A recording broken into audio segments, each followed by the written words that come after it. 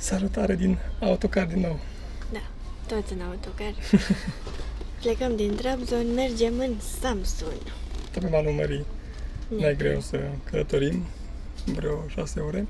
O să stăm doar 2 nopți pentru că vrem să ajungem la Eskişehir și era prea lung drumul, așa că o să-l împărțim. Erau vreo cât 16 ore, cam așa. Cam prea mult totuși. Da, și am zis că hai să că ne grăbim niciunde.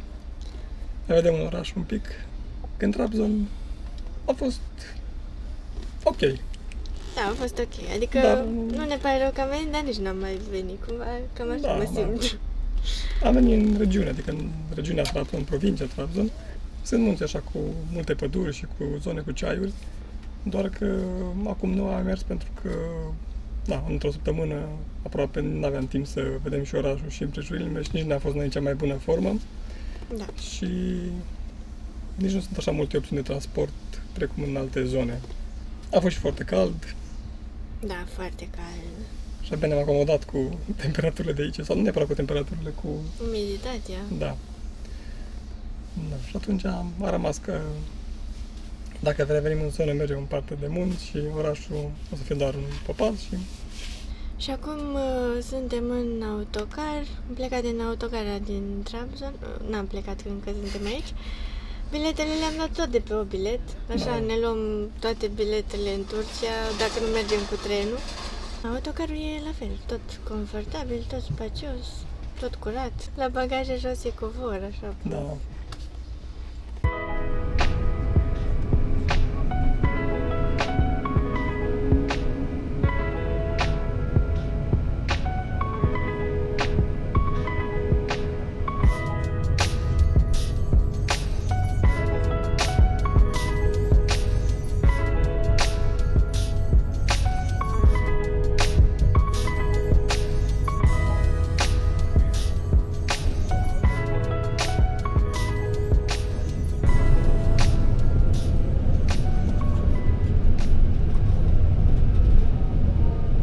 Cum suc alunele.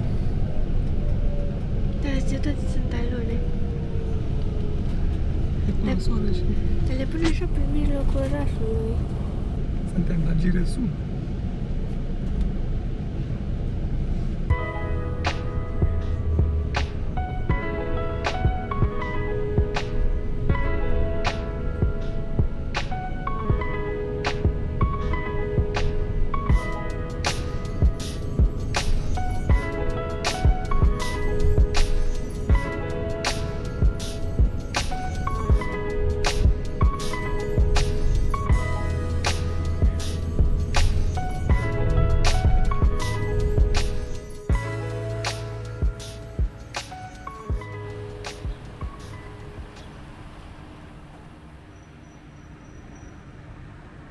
Salutare din Samsun.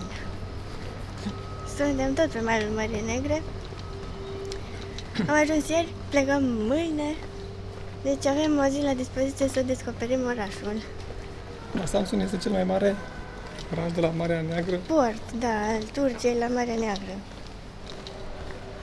și este un oraș foarte important pentru istoria modernă a Turciei. Nici nu știam că aici a început războiul de independență al Turciei în 1919. Atunci când au început luptele pentru câștigarea teritoriilor pierdute după primul război mondial. Da. Așa că e un oraș foarte important pentru ei. Ne-am plimbat un pic seara trecută și am văzut așa atmosfera, am prins și o nuntă.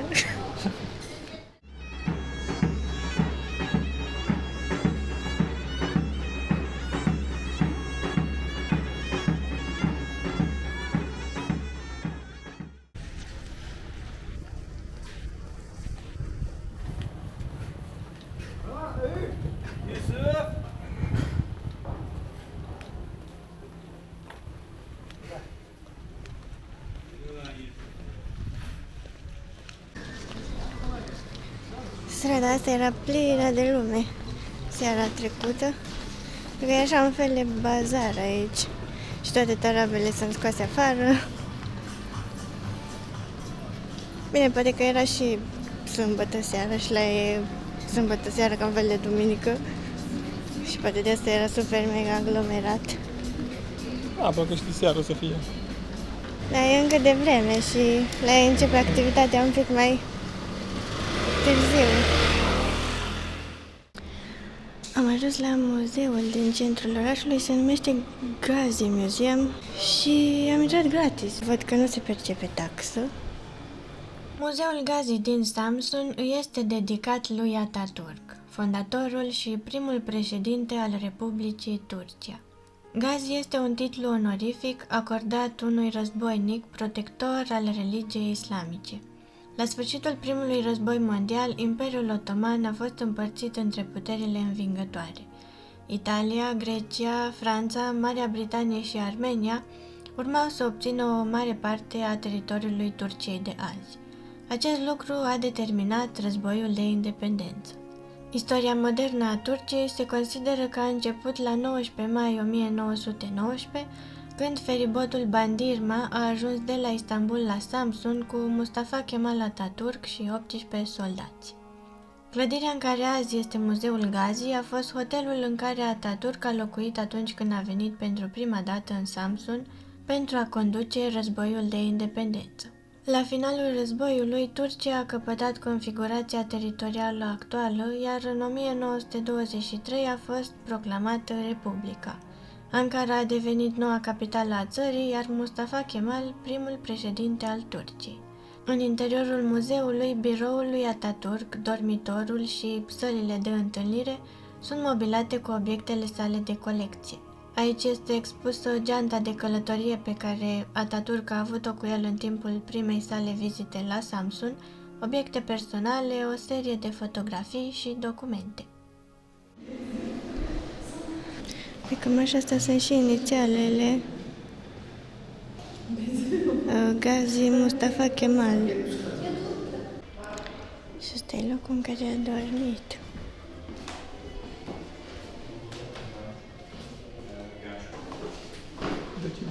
Încă este baia, ce tare!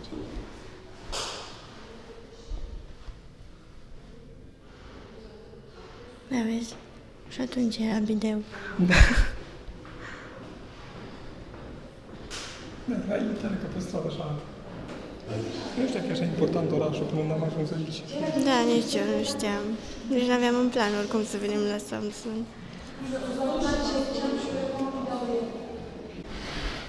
E foarte mare muzeul, adică nu mă așteptam și să mai și intri gratuit.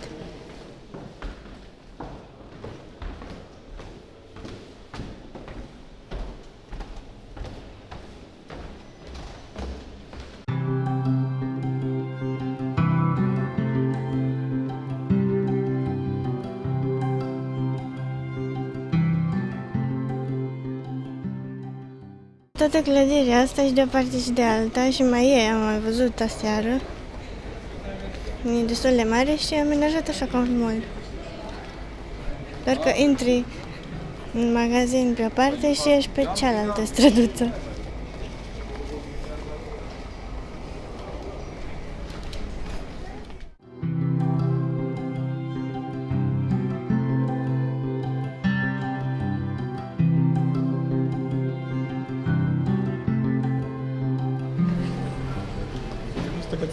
Cățelul, că-i dă mai bine. Așa dorm toți leșinați pe jos. De căldură. Și toată partea asta de aici e aceeași clădire. Ai scări rulante, te duci în partea de sus, e ca la mall, doar că n-ai aer liber. Adică semi-aer liber.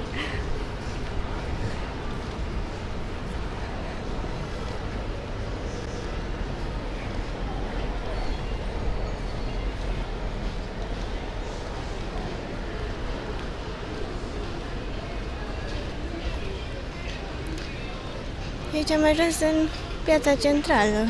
Da, Meidan. Meidan, da.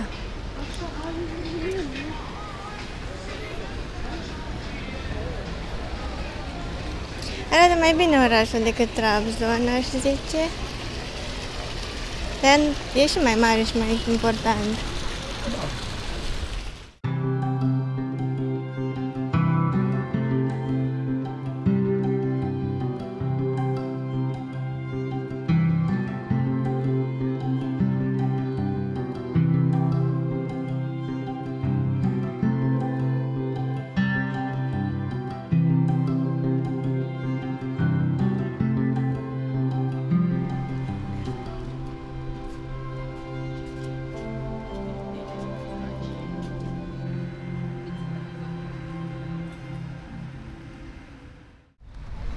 foarte, foarte cald. Ne-am plimbat seara trecută acolo în port, dar era foarte întuneric, nu puteam să filmăm, pentru că știți că se întunecă la 7:30-8 deja. Este tramvai. Este tramvai, da, în oraș. Au și aeroport. De fapt, există aeroport în toate orașele astea de la mare. Pe o rază de cât? 6 km, așa, în linie dreaptă aproape. Da. Sunt vreo 4 aeroporturi destul de măricele.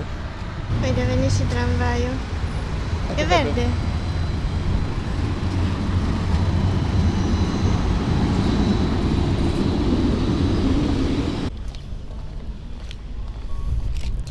Partea asta pietonală arată foarte drăguț. Și seara arăta bine, era totul luminat pe aici. Și acum e plin de turiști. Tot de ei lor. Pe vine trenul. Pe aici vine trenul sau tramvaiul? Nu, trenul, dacă e gara aproape, așa-i? Da, undeva pe aici e gara. Și chiar în față e replica în mărime naturală a vaporului cu care a venit Ataturk din Istanbul în Samsun. Și sunt și statui de ceară. Dar chiar cum rezista astea în soare așa? Nu știu. Nu ceară. Le-am văzut seara trecută. Mamă, dacă câte lume e pe barcă. Dar poate e închis. Sau nu ne lasă pe barcă doar atât să vedem Posibil. macheta? Că stau acolo la gard. Păi și seara trecută tot așa am făcut. Am ajuns la gard, dar credeam că e închis pentru că e noapte, da? Bănuiesc că nu e muzeu sau ceva. Noi chiar credeam că e muzeu și plătești intrare și intri pe barcă. Dar nu asta o fie pe alta, că... Păi câte mai sunt? Păi nu știu, dar ca să nu e barcă, e numai așa. Vezi pe piloni. Vezi cum sunt piloni iarăși, nu-i barcă. Da. Asta e mai mult o machetă? Da.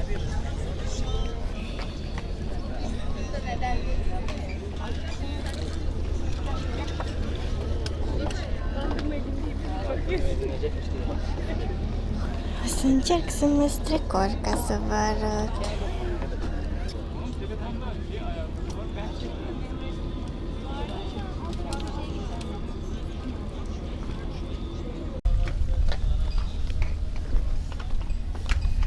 Da, și aici e un parc. Și asta acolo, o barcă pe care scrie Samsun Büyükşehir Belediyesi. Are un fel de feribot? Feribot, da. Duce în altă parte? Nu știu, de să vedem încolo, să vedem dacă scrie vreun program și... Așa îmi place orașul. Da, e mult mai aranjat. Adică Trabzon era un pic cam haotic, aici mai... Da, aici îmi pare mai mult sens. Sau nu știu, e mai simplu să te orientezi când vii așa.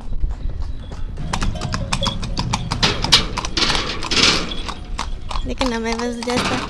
Din Egipt? Da. Sau nu, am mai văzut și în Bacuriani, da. Bacuriani, Nu erau da. așa de... Popoțonate. Da.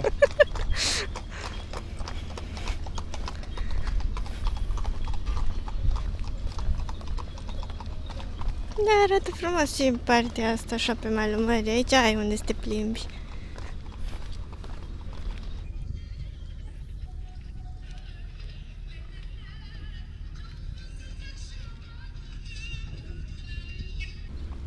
Am ajuns aici lângă feribot, embarcațiune, cum să o numesc.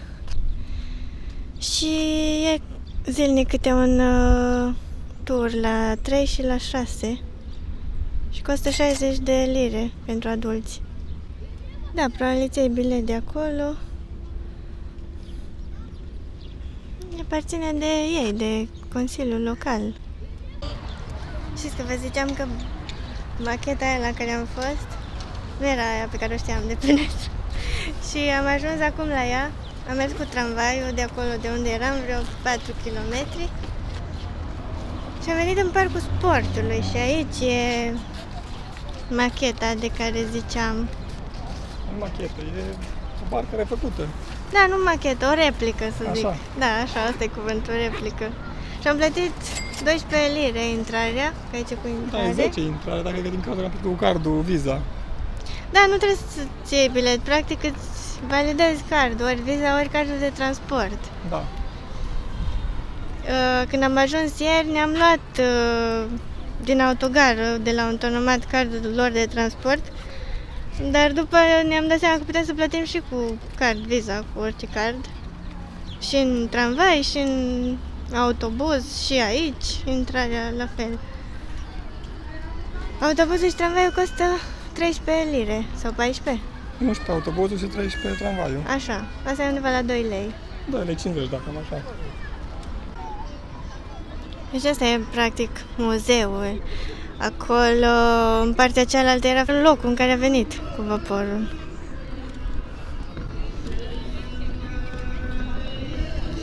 Sunt și aici destul de mulți oameni.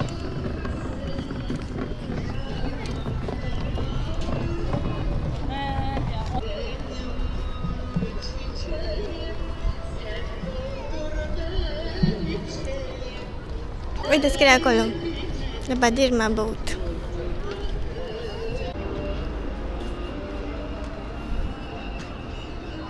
E chiar o replică a bărcii în mărime naturală. A, și se poate coborî și aici? Da, da, ce se poate. Mai sunt niște încăperi aici pe care vreau să le vedem.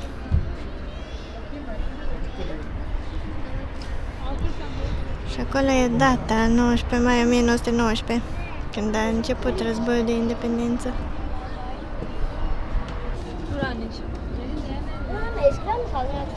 Yeni mi yapmışlar bunları? Gel. Gel balık gel.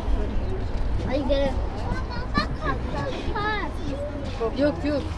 Bence sen şey yapma. Geç bakalım. Geç. Dikkat bir şeyle geç. Dikkat bir şeyle. Geç geç. Evet evet geç. Bir baksana bir şey. Orijinal bir baş o kadar yaşlı. Şimdi bak suru yetiyor ya. Pe acolo se poate după aia. Da, urcăm. Sau, nu, hai să coborâm aici prima dată. De acolo? Da. Da, da, da. Aici vezi același lucru. Mă lasă din coace.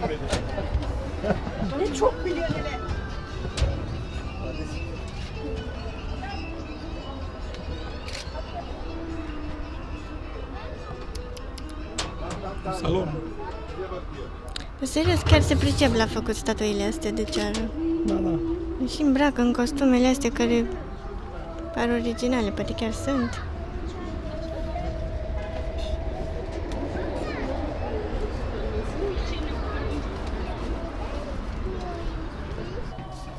Asta e cabina capitanului. Da. Uite, acolo e... Navigatorul. Da, adică hartă din aia de navigație, nu? Da, da. Pe asta arată Uite, cum stăteau cu compasul în mână. naviga. Și de aici în dreapta scrie, vezi, uite, parola echipajului. Ismail.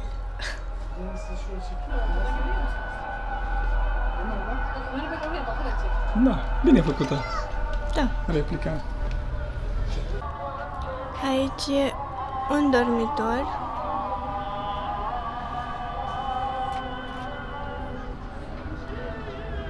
Cu radio din asta vechi. Uite, până și extintorul e din ăla vechi, vezi? Da, da. Și acum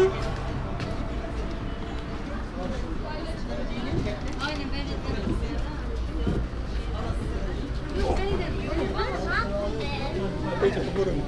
pe aici coborâm după? Bun, pe atunci hai să mergem sus prima dată. Era fain că avea și... Era fain dacă era pe apă. Da.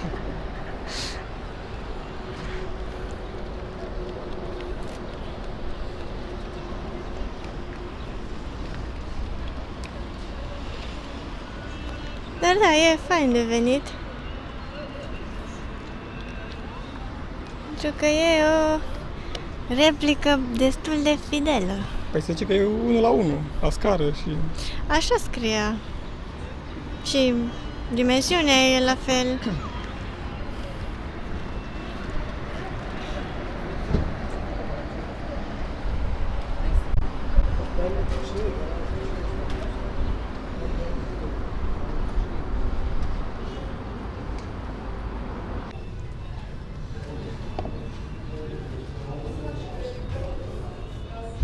Îmi plac ferestrele astea. Da. Hai să coborâm.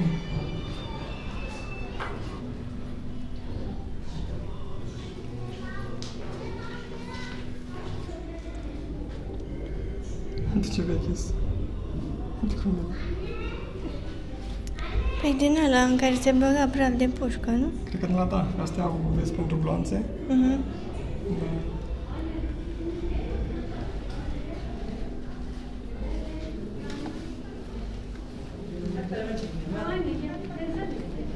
Asta e sală de conferințe?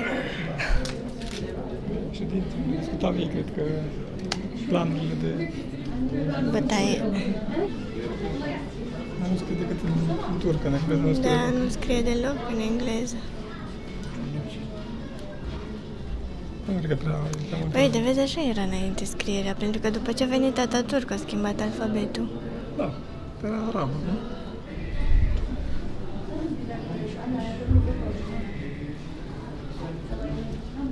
Asta e ultima sală, că după scrie Exit.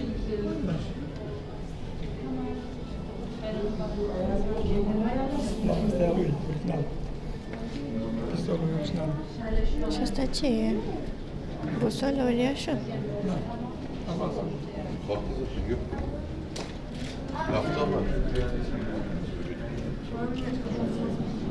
Uite, asta e document care indică faptul că Mustafa Ataturk a acceptat data de 19 mai 1881 ca zi de nașterea lui.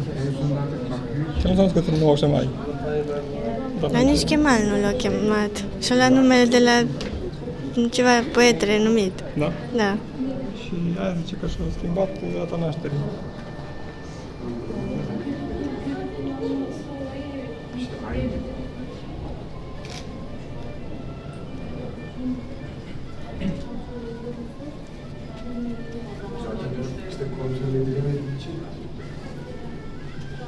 De portul de la Constanța. Da? În 1918, barca asta a ancorat în portul de la Constanța. Asta e documentul, cred că. Da.